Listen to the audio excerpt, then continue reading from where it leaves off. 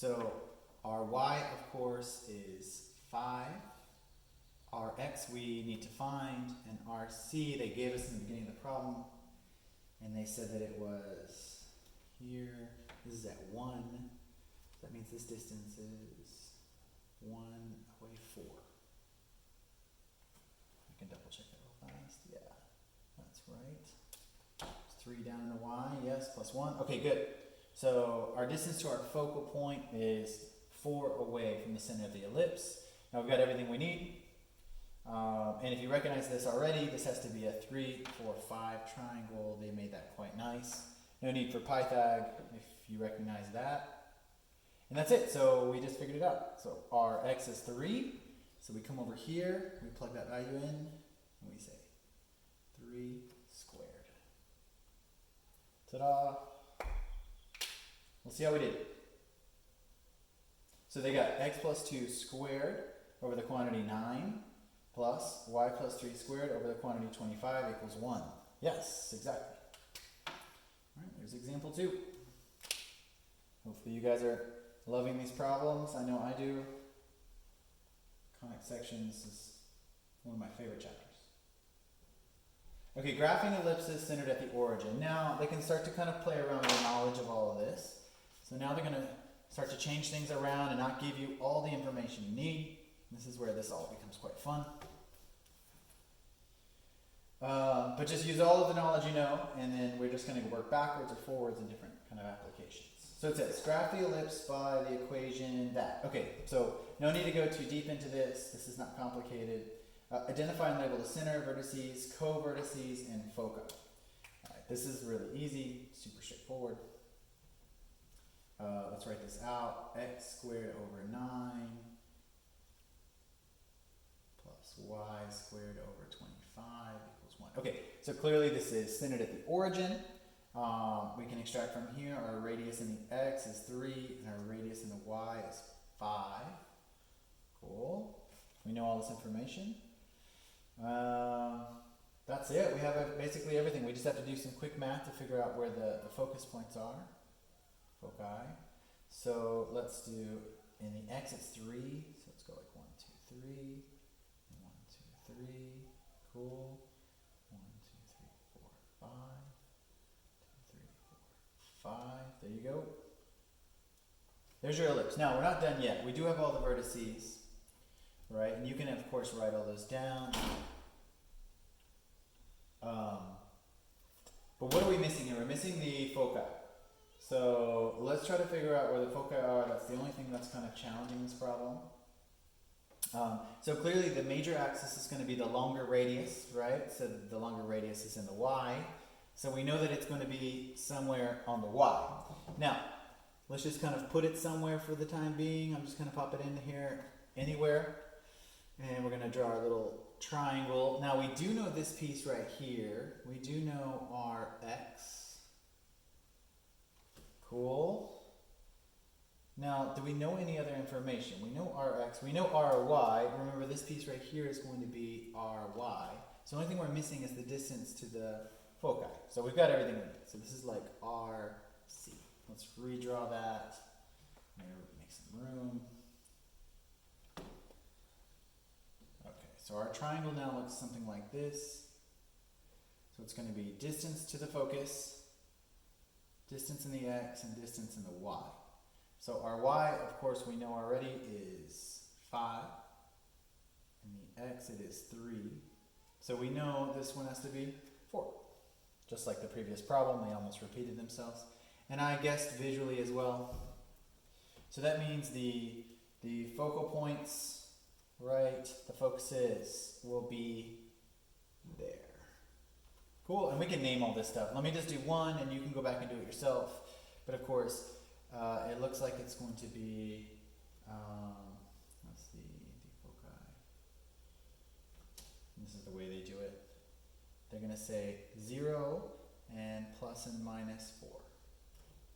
And the vertical, or the vertexes in the vertical axis are going to be 0 plus and minus 5. And the horizontal will get plus and minus 3, 0. So that's all of those answers.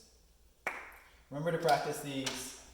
They're just a little tricky. Notice that the only thing in here is applying this triangle correctly.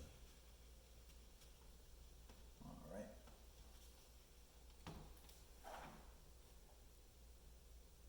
There's our beautiful ellipse drawn out perfectly for you. Keep all these screens alive. Great. And it shows all of the vertices, it shows the foci, and it is centered at 0. So graphing the ellipse, centered at the origin from an equation not in standard form. Okay, so now they're going to play with algebra here. This is purely algebra. Don't be intimidated by this. 4x squared plus 25y squared equals 100. So all they've done is put the coefficients out in front, right? If you were in Algebra 2, they did this a ton to you. Don't worry. So how do we figure this out? Remember, we want it to be divided by some radius values, right? So what could you possibly do here? You might remember this from Algebra 2. If you don't, it's okay. What was the key to remember? This piece over here should be equal to 1. So let's just do that proactively. Let's divide by 100 on both sides, right? That'll give us our 1 on the right. So that's going to give us 4 over 100, which is how much? What is 4 over 100? So these two cancel, and you get x squared over 25 plus, and this goes in 4 times, y squared over 4 equals 1. Okay, there's our standard notation. And so our radius here in the x, of course, is 5, and our radius in the y, of course, is 2. You can see this quite clearly. So don't let that be confusing. Make sure you've done this once or twice. And then everything else is the exact same. They say rewrite the equation in the standard form, then identify and label all the things. So of course you can take this from here, you can figure out where the foci are from this equation, just like before. All right, just a bit of algebra there. No big deal. All right, here you go. They give the answer. Quite nice. 2 and 5. Foci is at some plus or minus root 21. Not too hard. Okay, graphing ellipse is not centered at the origin. Great. So exact same thing, but now we play around with this kind of being a little bit more complicated. So they tell us this. X plus 2 squared divided by 4 plus y minus 5 squared divided by 9 equals 1. Great. Okay, so our HK is where? Our HK is at -2, 5. There's our center, -2, 5. And they say just graph it. So let's just graph this quite simply, and then all of these identifications will just kind of emerge. So let's go -2, +5. 1, 2, 3, 4, 5. Way up there. There's our center. And then the radius in the x, of course, is going to be 2. So it's going to be right on the y-axis. And then in the y, it's going to be 3. 1, 2, 3. Cool. There's our ellipse. Cool. So we know from this, right, that our x is 2, and our y is 3, and our center, let me actually write that out. Our center, our HK value is at -2, 5. That's it. You can take it from there. Nothing hard about that. Of course, if you see all these square roots and you get intimidated, all that is the location of the foci. So it's not bad though. It's just the square root is the result of Pythag. That's all that is. Cool. It should look like this, which is what we got. We've identified all the critical pieces. Obviously, you want to figure out our C, which is the focus, right? But that just takes a second to do.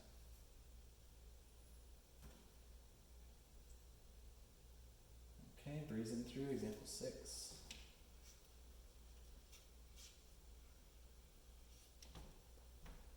Okay. So graph the ellipse by the equation this. Identify, okay, great. I was waiting for this one. Same exact setup as the previous one. This should be ringing bells from algebra. 2, 4x squared plus 9y squared minus 40x plus 36y plus 100 equals 0. Okay, great. So remember, this is some crazy expanded form. We know that they're giving us the hint that this is some ellipse. Make sure I wrote this down right. 4x squared plus 9y squared minus 40x plus 36y plus 100. Okay, great. So we know this is some ellipse, right? And we're trying to get it in that form that says some x squared divided by some radius plus some y squared over some radius equals 1. But what's going on here? They've given us the secondary terms, right? X squared and an x. And they give us a y squared term and a y, right? So what does all this mean? So what this means is that we're going to have to complete the square, right? It means that this is some ellipse that's not centered at the origin. So we're going to get some displaced h and k, right? So we need to do completing the square in the x, and we need to complete the square in the y, right? And then just do a bit of algebra, and then we'll have the ellipse in its standard form. Okay, so everyone should recall completing the square. I know when I teach it in Algebra 1, I always say how important it is. So here we go. Let's go. This is going to take a lot of screens to actually do this. So kind of stick with me, and I'll keep focused from my other computer. So let's do the x portion of this. So let's see what we're going to do. Let's organize ourselves before we start. Do you want to pull anything out? So let's write this as this. 4x squared minus 40x. Cool. And then let's say plus 9y squared plus 36y. Cool. And then I can move this to the other side. Equals negative 100. Okay, now let's complete the squares on both of these. So if you recall the quick shortcut for this, we need to half this middle term and square it. So half of 40 is 20. So 20 squared is going to be 400. So let's say plus, and I'll just write 20 squared out. And then half of 36 is 18. So I'll say plus 18 squared. Cool. Now, the problem with this is that we have these coefficients, and it's really hard to do this with coefficients. So let's see, what do we want to do? Do we want to pull the 4 out and then factor it? Let's see what we want to do next. Let's do that. I remember there was the fastest way to do this. So yeah, let's pull a 4 out in front. So we've added 20 squared and we've added 18 squared. So I'm going to come over here and say plus 20 squared plus 18 squared. Okay, so now 4 times, and let's see what this comes out to. It's going to be x squared minus 10x. This is complicated because we're pulling 4 out of that, so I need to calculate this.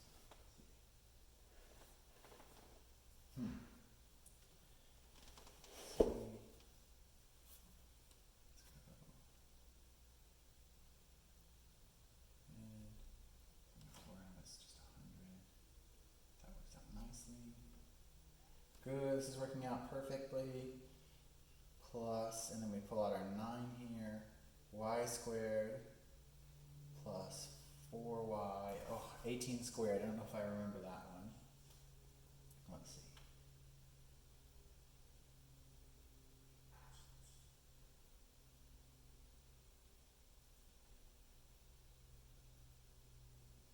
$324.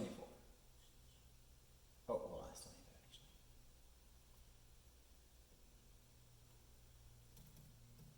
324 divided by 9. 36. Man, look at us. Look at that. Perfect. So this is going to be plus 36. Whew, we did it. Lots of completing the square. And I'll clean this up here in just a second. So this becomes 4 times And we just need to take the square root of this number, x minus 10 squared. Let's double check this is working out right. So x times x is x squared. Oh, this would give us a minus 20 in the center. This is not working. So hold on, let me walk this back. Even though it looks really pretty. Hold on, let me double check this. This would give me a 20 squared in the center. So I need half. This is what's going on. Okay, hold on. We need to be careful with what we're adding to the system. So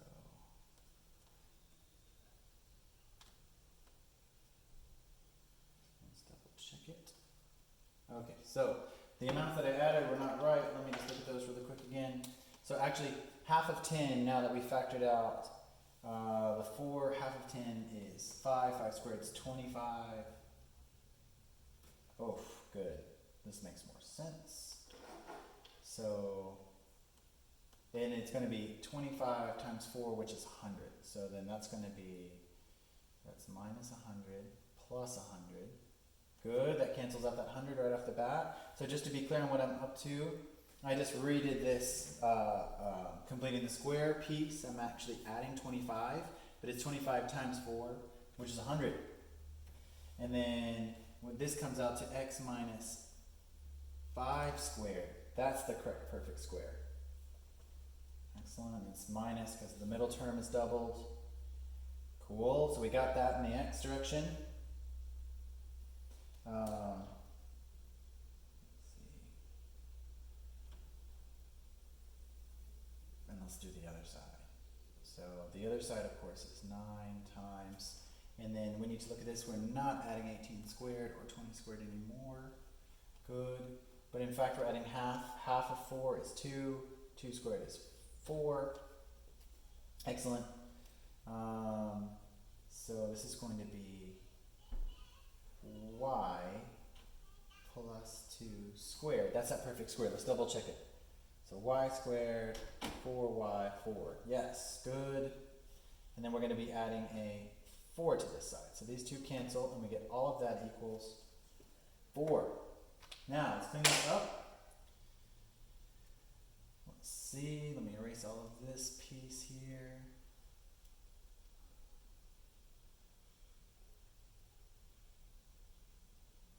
I'll erase this too. We actually don't need this anymore. Okay. Whew, almost done. Just a bit of algebra remaining. Cool. So notice that we have coefficients that we need to get rid of, and we need to shape this up and make it look more like the standard ellipse equation.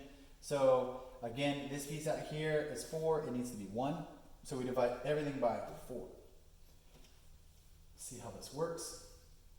So let's say x minus 5 squared, and this is just going to be over 1, plus, this isn't working out great. Let's make sure this works.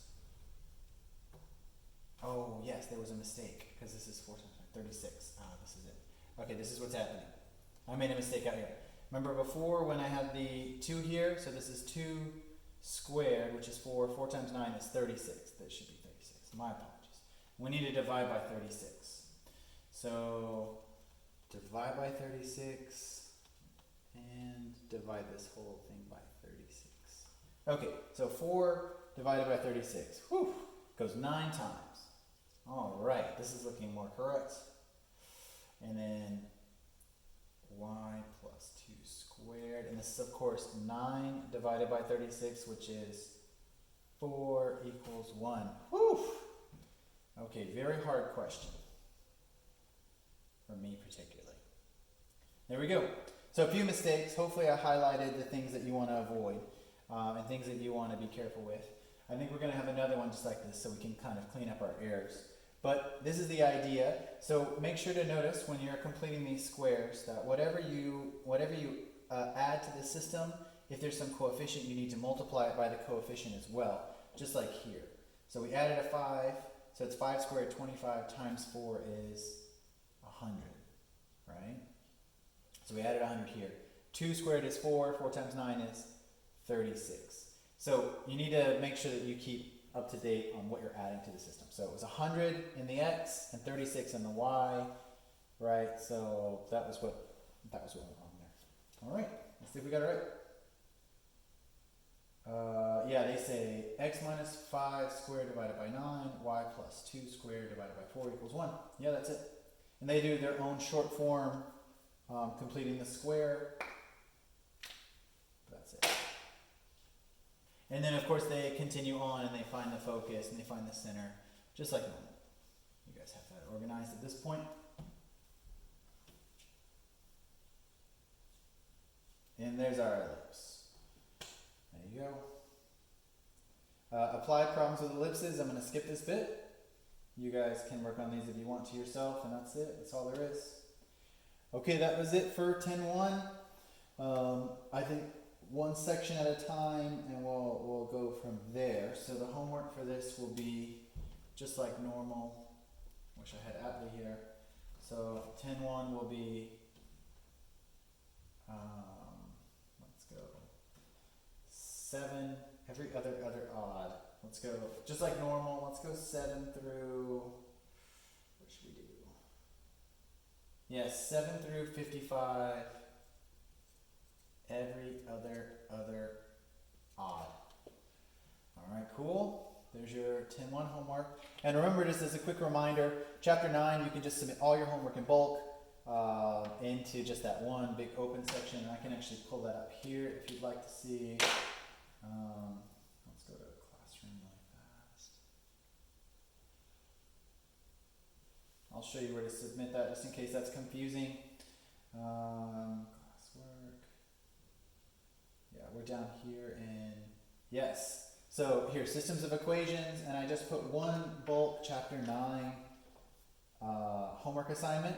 So you will go there, and you can just submit all the homework. Yeah, from 1-1 to 1-8, all of them, whatever you have, and I'll be taking a look at that. And you can currently see only one person has done that. So hopefully you guys get organized, make sure to get your homework in. Please write with questions, and I'll be putting out 10-2 here in just a little bit. Good luck. Make sure you're washing those hands. Hope to see you guys soon.